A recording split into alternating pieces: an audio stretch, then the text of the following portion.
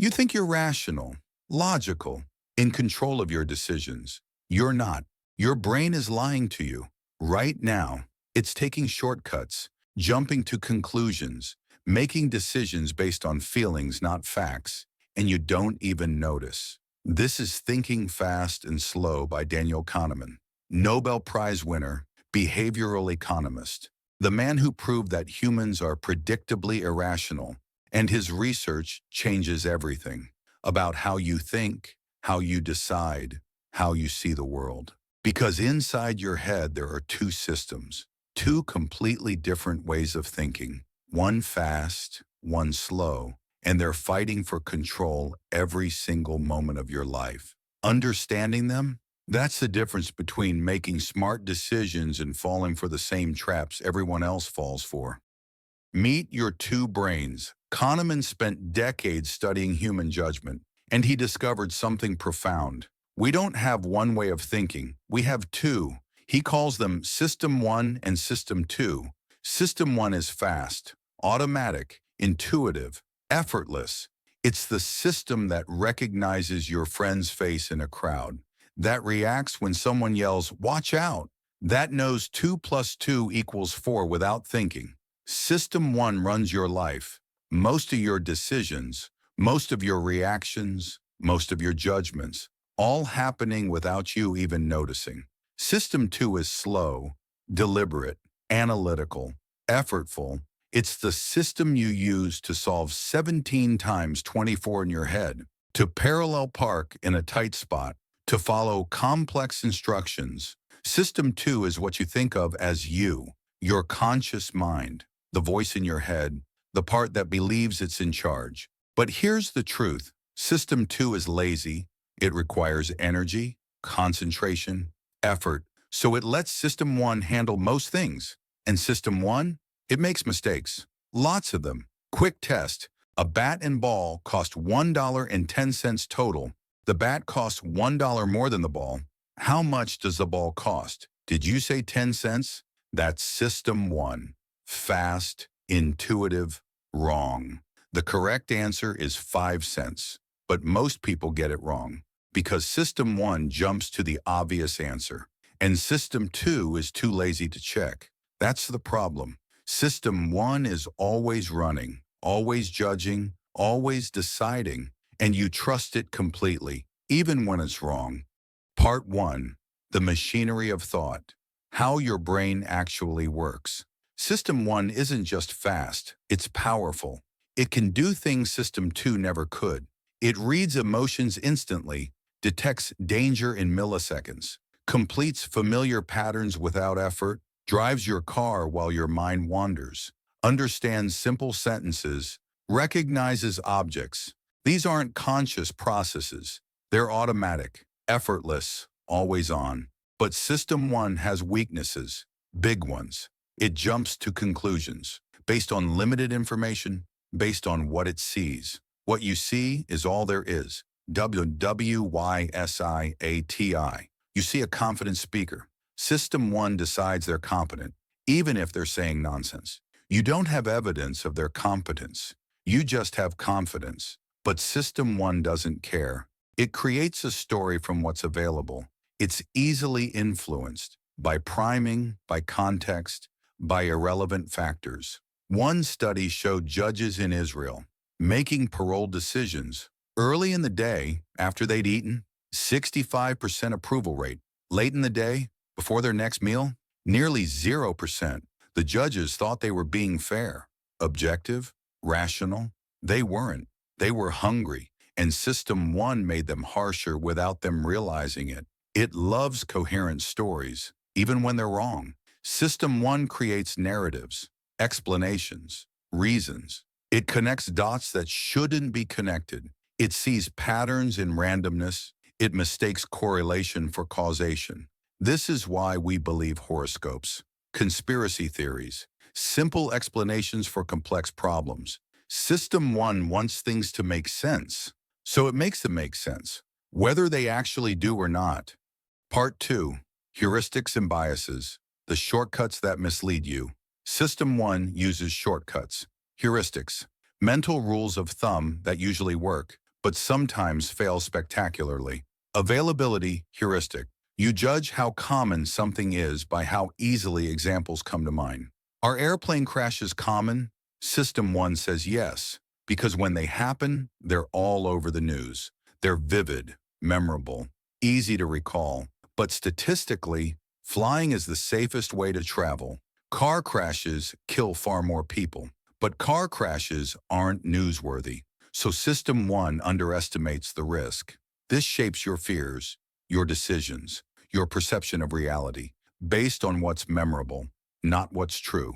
Anchoring effect. The first number you see affects every estimate you make after. Kahneman did a study: spin a wheel with numbers 0 to 100, then estimate what percentage of African countries are in the UN. The wheel was rigged. Sometimes it landed on 10, sometimes 65, completely random, irrelevant. But people who saw 10, they guessed around 25%. People who saw 65, they guessed around 45%. A random number on a rigged wheel changed their estimates by 20 percentage points. That's anchoring, and it happens everywhere. Salary negotiations, home prices, discounts that make you think you're getting a deal. The first number sets the anchor, and everything else adjusts around it, whether it makes sense or not. Confirmation bias.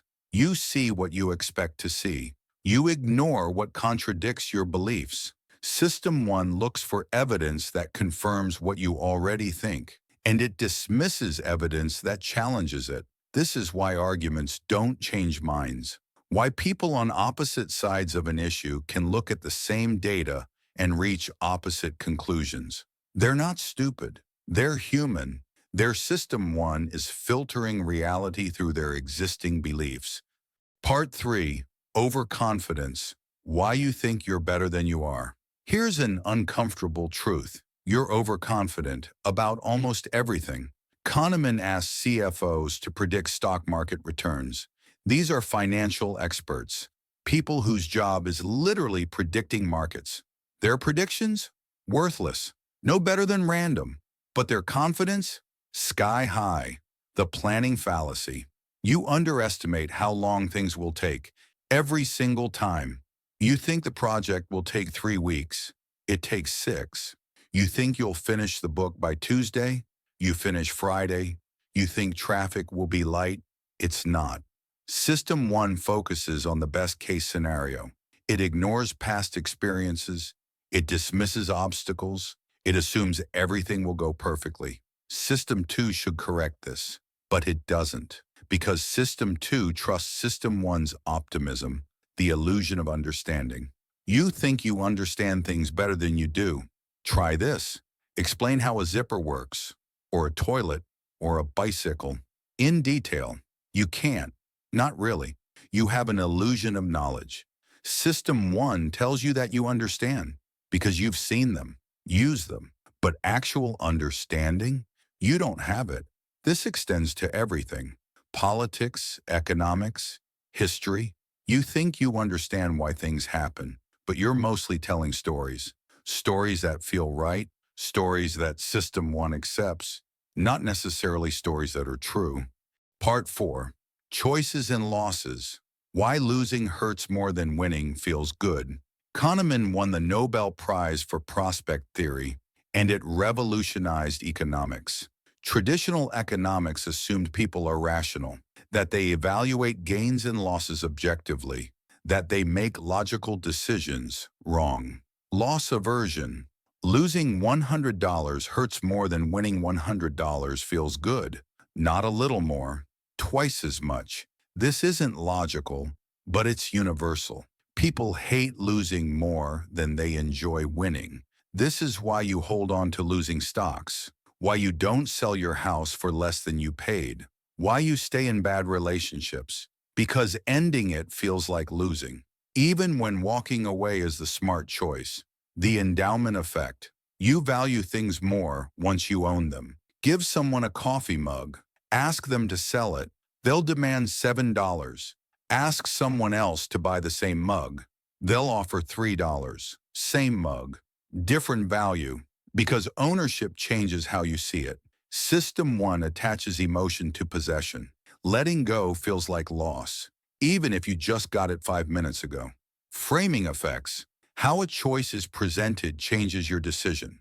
A surgery has a 90% survival rate. Sounds good. You'll probably do it. The same surgery has a 10% mortality rate. Sounds scary. Maybe you reconsider. Same surgery, same odds, different frame, different decision. Doctors, politicians, marketers, they all know this. They frame choices to influence you, and System 1 falls for it every time.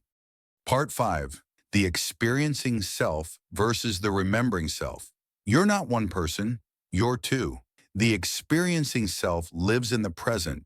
It feels what's happening right now, every moment, every sensation. The remembering self looks back. It creates stories about your life. It decides what was good, what was bad, what mattered. And here's the kicker. They don't agree. Kahneman studied people undergoing colonoscopies. Some procedures ended with intense pain, others ended with mild discomfort. Later, patients rated their experience. The ones who ended in mild discomfort, they remembered it as less painful overall, even if they'd experienced more total pain during the procedure. Why? Because the remembering self focuses on two things: the peak moment and the ending. Not the duration, not the average, the peak and the end. This is called the peak-end rule, and it shapes your entire life. You choose vacations based on how you remember past vacations, not how you experience them moment to moment. You stay in relationships based on how you remember good times, not how much you struggled day to day. The experiencing self lives your life, but the remembering self makes your decisions, and they're often working against each other. What now? Living with two systems. You can't turn off System 1. It's always running, always judging, always deciding, and you can't rely on System 2 to save you. It's lazy. It trusts System 1. It only activates when absolutely necessary. So what do? Recognize the situations where mistakes happen. High-stakes decisions, emotional situations, when you're tired, hungry, stressed. That's when System 1 takes over completely. That's when you need to slow down. Question your intuitions. When something feels obviously right, pause. Ask yourself, is this System 1 jumping to conclusions? What evidence do I actually have? Seek outside perspectives. Other people's System 1 has different biases than yours. They'll see things you miss. Don't trust your own judgment completely, ever. Use checklists and systems. Pilots use them. Surgeons use them. Because even experts can't trust their intuition in high-pressure situations. Systems override intuition, and that saves lives. You're not as rational as you think. Your decisions aren't as logical as they feel. Your confidence isn't justified by your accuracy, but now you know. You know about the two systems. You know about the biases. You know how your brain tricks you. And that knowledge, that's the first step to thinking better, deciding better, living better. System 1 will always be fast, but you can learn to be slow when it matters.